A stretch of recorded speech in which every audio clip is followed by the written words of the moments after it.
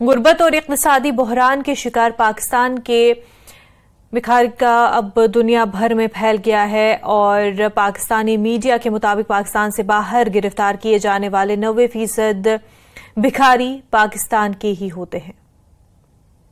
Committee overseas پاکستانیوں کے اجلاس میں سیکرٹری وزارت اوورسیز پاکستانیز نے انکشافات کیے ہیں۔ انہوں نے کہا ہے کہ ہمارے بھکاری سب سے زیادہ باہر جا رہے ہیں۔ بیرون ممالک جتنے بھکاری گرفتار ہوتے ہیں ان میں سے 90% پاکستانی ہوتے ہیں۔ مزید کیا انکشافات کیے گئے ہیں؟ نمائندہ جیو نیوز نوشین یوسف ہمارے ساتھ ہیں، ان سے جانیں گے۔ جی نوشین۔